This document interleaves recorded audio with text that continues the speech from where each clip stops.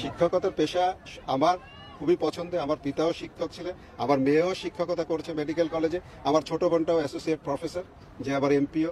তা আমরা শিক্ষা খুব ভালোবাসি। এর সাথে অ্যাসোসিয়েটেড থাকতে পারলে এর চেয়ে আনন্দের আর কিছু নেই। আমি সুযোগ খুঁজবো, মানুষ গ্রহণ করলে। আবার একটা ফিলোসফি আছে, wisdom has no value unless you share with others.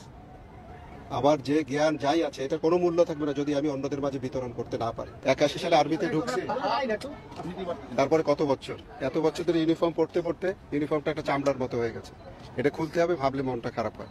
But আবার খুশি এই জন্য যে বাংলাদেশ সেনাবাহিনীতে ভালোবেসে যোগদান করেছিলাম, সেখানে সফলতার সাথে এত বছর চাকরি করে এবং এই প্রতিষ্ঠানে শীর্ষে উঠে আমার প্রদত্ত দায়িত্ব সুন্দরভাবে পালন করে শেষ করছি। আল্লাহর বিশেষ রহমত, মানুষের দোয়া, সবার সহযোগিতা এটা সম্ভব হয়েছে। সেই দিক দিয়ে অনেক ভালো লাগছে। এরকম প্রাপ্তি তো খুব কম মানুষের হয়, তাই না? এটা একটা ভাগ্যের ব্যাপার এবং মানুষের দোয়া ছিল বলে ভাগ্যটা এত ভালো। আর যখন এই অবস্থানে আসতে পেরেছি, চেষ্টা করেছি মানুষের পাশে দাঁড়ানো, সবার ভালোবাসা, সবার দোয়ার যতটা পারি প্রতিদান দেওয়ার চেষ্টা করেছি।